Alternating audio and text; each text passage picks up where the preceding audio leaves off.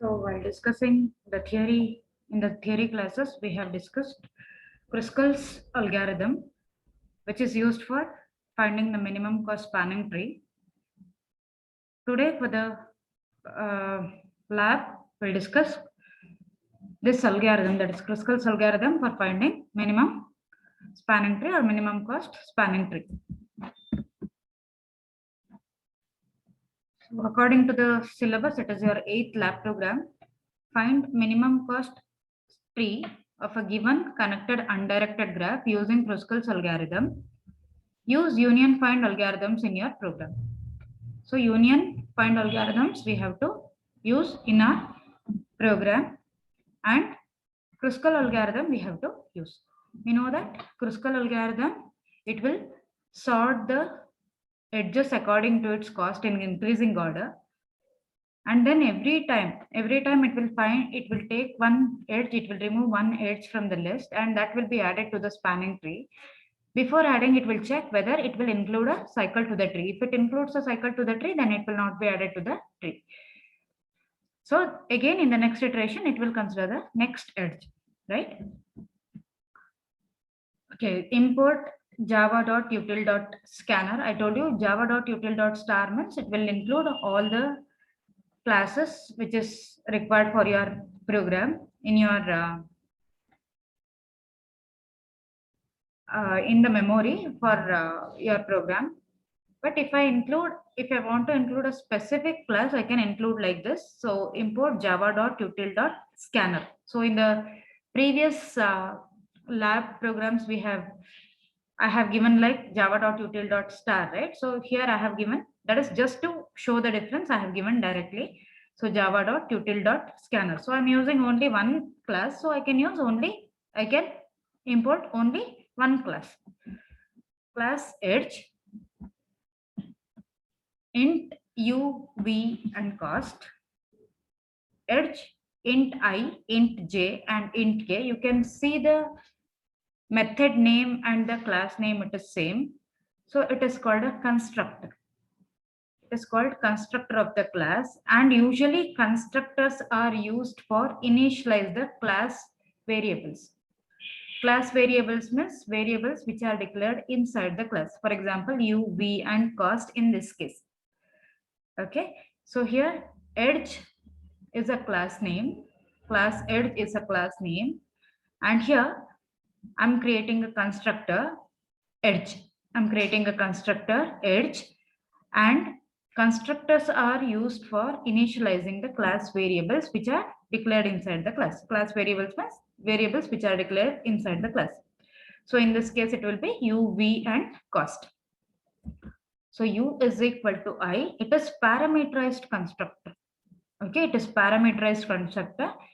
If you want to have the constructor without parameter also, you can use. So remember that constructor will not be having any return type. Okay, it will initialize the object. It will initialize the object of the class type. Okay, so here u is equal to I. This constructor is parameterized constructor. That means we are passing the parameters to this. Okay, so whenever we create an object, we have to pass the parameters to this. So whatever we pass for I, that will be assigned to u. Whatever we pass for j, that will be assigned to v. And whatever we pass for k, that will be assigned to cost. So u is equal to I, v is equal to j, and cost is equal to k. So this is class edge. So I'm using two class here. Two class for this program. So here one class is edge. Another class is Kruskal. And here I'm using the union find function and Kruskal algorithm inside this class. Okay. So static int n m v infinity is equal to 999. So I'll tell you the use of these variables, that is n for number of vertices, m for number of edges. Okay. And then static int t, this is for constructing the spanning tree to store the edges of spanning tree. So new int of 2020. So it is two-dimensional. Okay, it is two-dimensional. So two-dimensional value. In the two-dimensional array, we are going to store the tree edges, spanning tree edges. Static edge E, array E, which is equal to new edge of 20. So you can notice here, edge is the class which we have declared. Edge is the class which we have created, and array E contains the set of objects.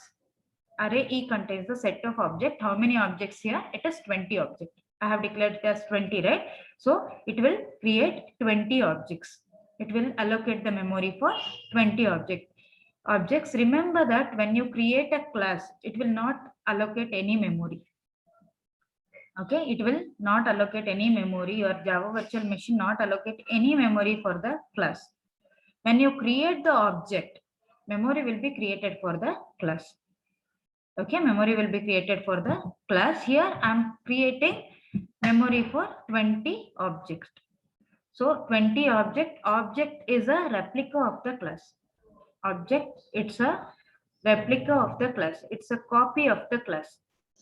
Okay, memory will not be created for the class, but here memory we are allocating.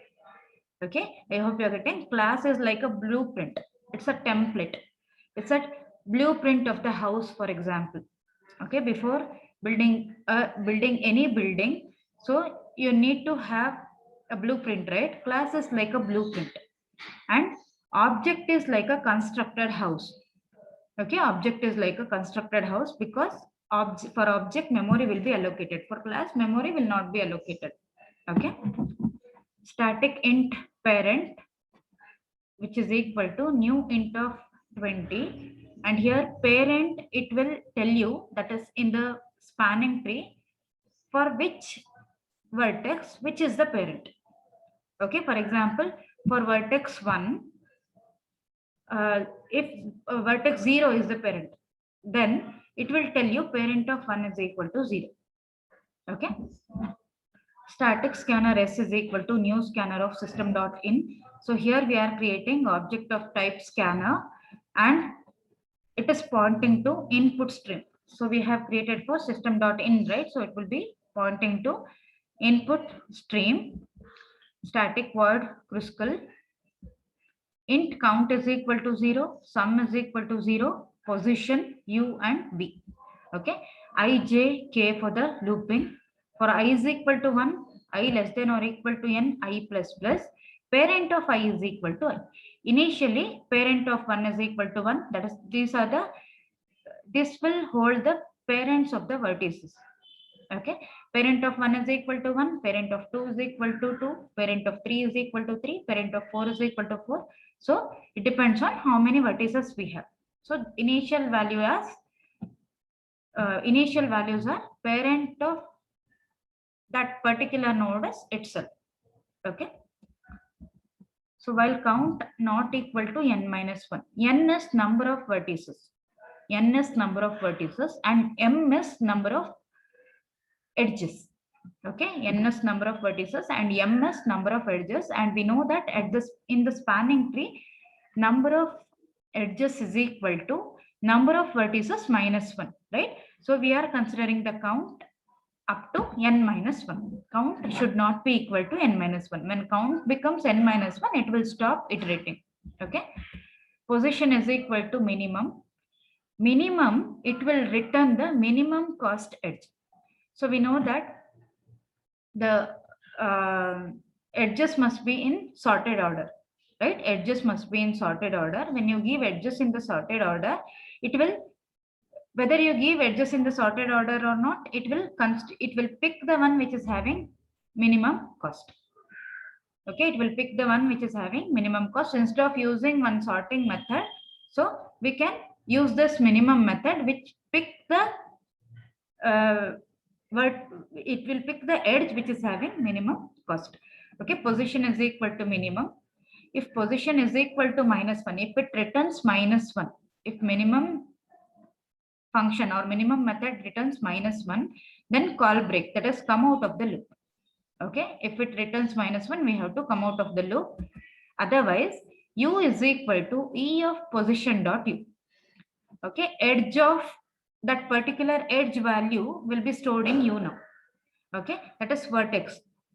edge consists of two vertices, right? One edge means two vertices, right? So that vertex u will be stored to u. E of position dot u is equal to u. For example, if it returns the position as 1, E of 1 dot u is equal to E of 1 dot u. Okay, while discussing the output, I'll tell you this. And then v is equal to E of position dot v. Okay, next edge that will be assigned to v. Sorry, next vertex for the edge will be assigned to v. U and v will be the vertices for that particular edge which is considered as minimum. Then I is equal to find of u. So it will find the parent of vertex u and that will be assigned to I. Find method, it will find the parent of u and that will be assigned to I. Again, find parent of v and assign it to j. I will find the I will hold the parent of u and j will hold the parent of v. If I not equal to j, if I is equal to j, that means it will form a cycle. If I and j have a same parent, then it will form a cycle. That is, if you include that edge uv, it will include a cycle. Okay. If I not equal to j, then only you have to include that edge to the tree. Okay. If I not equal to j, then t of ku. Now, sorry, k0 is equal to u. That is, assign the tree vertices now. T of k0 is equal to u and t of k1 is equal to v. That is, you are adding vertices to the tree. Okay, you are adding vertices to the tree. T of k0 is equal to u and t of k1 is equal to v. Initially, k value will be 0. 0, 0 is equal to u. 0, 1 is equal to v. Then k value will be incremented. It becomes 1, 0 is equal to u. 1, 1 is equal to v. So every time when we find a minimum cost rate, that will be added to the tree like this. Okay. Then k will be incremented for the next iteration. And count also incremented. That means we have added one edge to the tree. Okay, that means we have added one edge to the tree. Then sum plus is equal to E of position dot cost. Now we have to find the minimum cost, right? We have to find the minimum cost of the spanning tree. We have to display that at the end. So we have to find the sum of that. Okay, for finding the minimum cost spanning tree, we have to add the minimum cost edges of the cost of the minimum cost edges, right? So that will be done here. Sum plus is equal to E of position dot cost. Initially sum is 0. Then union if I comma j. Now when you add one edge to the tree, you have to check which is the parent now. Among I and j, which is the parent, you have to find out whether we have to make I as the parent or we have to make j as the parent. Okay, that will be done in union if or union function. Union we have not used directly because function union is already, method union is already present in Java. That's why we have used union if. Then E of position dot cost is equal to infinity. It should not give in the next iteration. Minimum should not give the same edge again. So for example, if it is sorted like 1, 2, 3 and 4. So if we keep that, after taking that one, if we keep that one as it is in the list, in the next iteration also one will be written as the minimum. We have to take 2 as the minimum, right? We have to consider the second edge as the minimum, but that is in the second iteration. 1 is already read, but if we keep it as it is, 1 will be returned again. So that cost we are making it as infinity, so that we should not read it again. So E of position dot cost is equal to infinity. Then close the while loop. Then if count is equal to n minus 1, if count is equal to n minus 1, then system dot out dot println spanning tree exists. That means we have added, that is count will give you how many number of edges you have added to the spanning tree, right? That is, we have seen in the previous slide. So if count is equal to -1, that means spanning tree exists. System.out.println spanning tree is shown below. So display it for I is equal to 0, I less than n minus 1, I plus plus, system.out.println T of I0, then T of I1. So T of I0 will give you one edge, sorry, one vertex. T of I1 will give you another vertex. So T of I0 and I1 will display, it will constitute one edge, right? That we are displaying in the angular bracket. So that is, angular brackets are there within the double quotes, and to give the separator in between two vertices, we have given comma. So that is also within the double quotes. System.out.println cost of spanning tree is equal to sum. Okay, sum will hold the cost of the spanning tree, I told you, right? So that we are displaying here. Okay, else display spanning tree does not exist. So system.out.println spanning tree does not exist. So that is the Kruskal function. Then we'll discuss how the minimum method or minimum function will work. I told you it will return the minimum cost edge from the list. Int small I and position is equal to -1. Initially we are taking position is equal to -1, and we are taking, we know the value of infinity. Infinity is equal to 999. We have taken small is equal to infinity initially. Then for I is equal to 0, I less than m. M is the number of edges. We are going to check the cost of the edges now. If E of I dot cost is less than small, then small is equal to E of I dot cost. Position is equal to I, and then at the end we have to return the position. So E of I dot cost, we are checking the cost of each edge in this for loop. For I is equal to 0, E of 0 dot cost will be checked. If it is less than small, then that will be assigned to small. Then position will be I. In the ith position of the number of edges, we have smallest cost edge. Okay, and every time it will check. It will check each and every edge cost, and smallest will be returned. Position of the smallest will be returned. So at the end, return position. That is how minimum works. Okay. Then static int find. It will return the parent of the vertex. Okay. So here we are passing the vertex v. Okay, int v. We are passing the vertex v, while parent of v is less than v.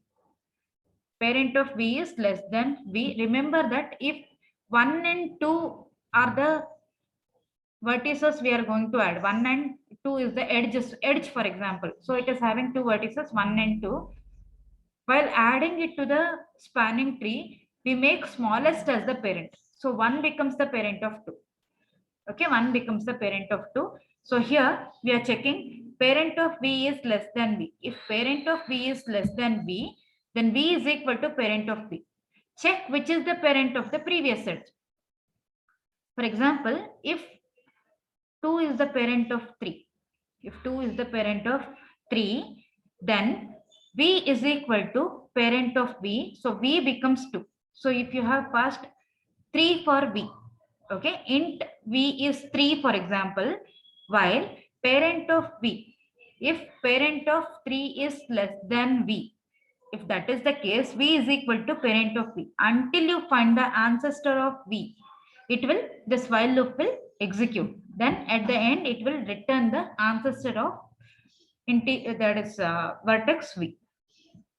Okay, so remember, find will return the parent or ancestor of v. Then static void union f. Union f means it will perform the union operation. So if I is less than j, I told you, it will check which is the parent among I and j, whether I becomes the parent of j or j becomes the parent of I. So if I is less than j, then parent of j is equal to I. I told you smallest value will become the parent of another vertex. If I is smaller, if I is less than j, then I will be assigned as parent of j. Otherwise, j will be assigned as parent of I. That means if j is smaller, then j will be assigned as parent of I. I hope you understood. That is the union operation. In union operation, it will check which vertex is the parent vertex among two vertices I and j. Then this is the main method. We know that public, because Java virtual machine has to access this function or method to execute the program. So it is public. Static, because before creating object of the class, we are going to execute this function because that is the starting point of any program. So it has to be executed before creating the object. And object will be creating inside the program, right? So this has to be accessed before that. That's why it is static. Then void, it will not return anything. Main is the name of the method. And string, it's a class name. String, it's a class name. And rs, it is the argument list, command line argument list if you have passed any. Okay. So int k, I, j, and cost, system.out.println, enter the number of nodes. So n will read the number of nodes, n will hold the number of nodes. So n is equal to s dot next int. So from the input stream, the scanner object s will read the value as the integer. Then system.out.println, enter the number of edges. M is equal to s dot next int. System.out.println, enter the edge list. Now you have to enter the edge list.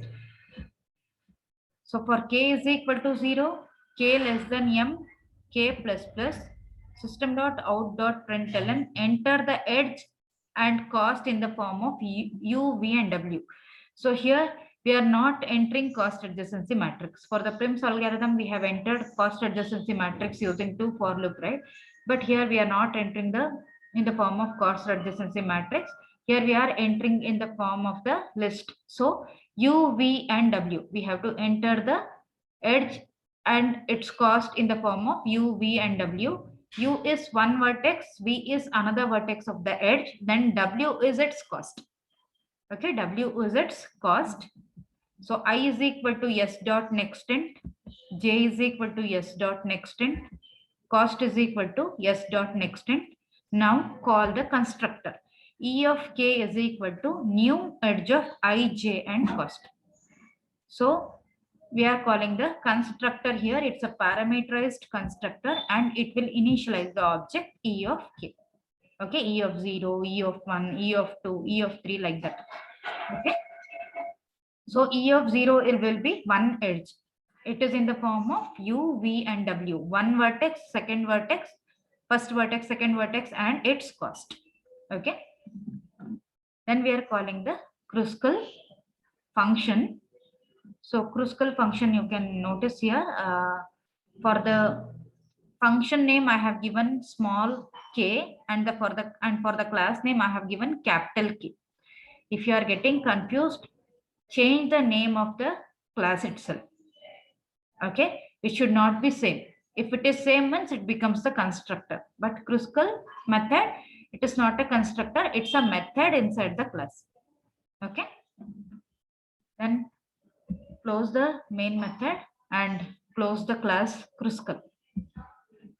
So consider the same example which we have considered for Prim's algorithm.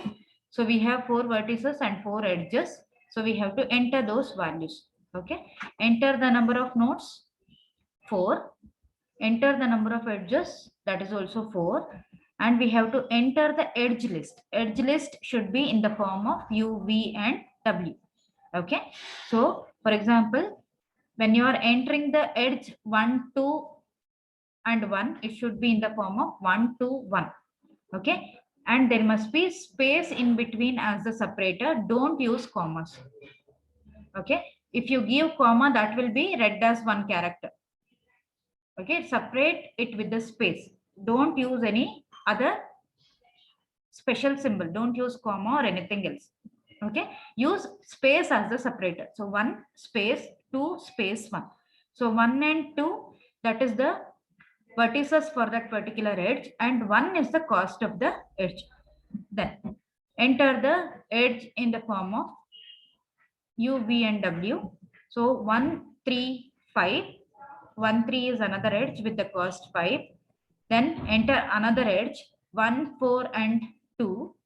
Then enter another edge 3, 4, and 3. You can notice here I have not entered in the increasing order of the edge cost. It is you can enter it randomly. So I have entered it randomly. So edge cost is 1, 5, 2, and 3, right? 1, 5, 2, and 3. It is not in the sorted order. Okay, spanning tree exists. Spanning tree is shown below. So 1 to 2, 1 to 4, and 3 to 4, and cost is equal to 6, right? Spanning tree cost is equal to 6. So that was the example, the same example which we have discussed for say Prim's algorithm I have considered here. Okay, let us see how to execute this program.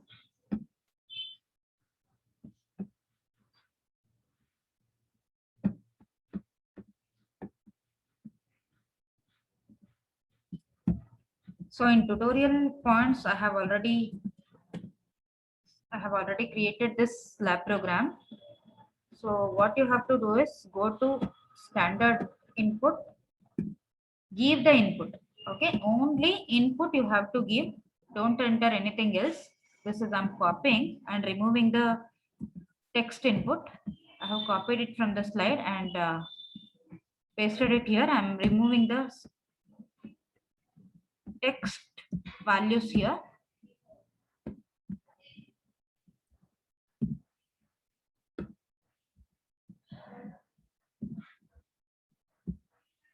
Okay, this is the output, right? This also I'm removing. Okay, so I have entered number of vertices, number of edges, and edge list in the form of U, V, and W. Okay, then I'll execute this program. So input you have to type. Okay, input you have to type. You can see the output here. So input will be read from the std in online. But while executing in the lab, so for each and every line, you have to give the input. Okay, for each and every line, that is when it asks you to enter the number of nodes, you have to enter the number of nodes. Enter the number of edges, you have to enter the number of edges. Then enter the edge list in the form of U, V, and W means you have to enter each edge after prompting. But since it is online program, the space where they have provided for giving the input, I have given the input. Okay, so this is how you have to give the input, and then just click on execute. It will execute your program. Okay, I hope you understood, and I have changed this star, right? I'll change this star to scanner. Java.util.scanner. I'll save this. Then I'll execute it again with the same input. Okay, you can notice since we are using only one class, instead of loading the memory with all the classes present in java.util.package, I can use only one class. Okay, only one class will be stored in the loaded to the memory.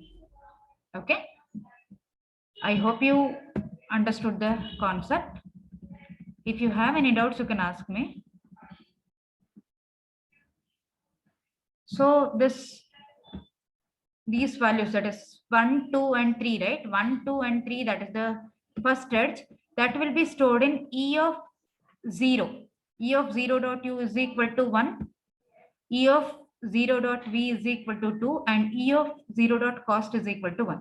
Similarly, for the second edge, it will be E of 1 dot U is equal to 1, E of 1 dot V is equal to 3, and E of 1 dot cost is equal to 5. Okay, I hope you're getting, this is how it will be stored. And for the third edge, E of 2 dot U is equal to 1, and E of 2 dot V is equal to 4, and E of 2 dot cost is equal to 2. And for the fourth edge, E of 3 dot U is equal to 3, E of 3 dot V is equal to 4, and E of 3 dot cost is equal to 3. Okay, if you have any doubts, you can ask me.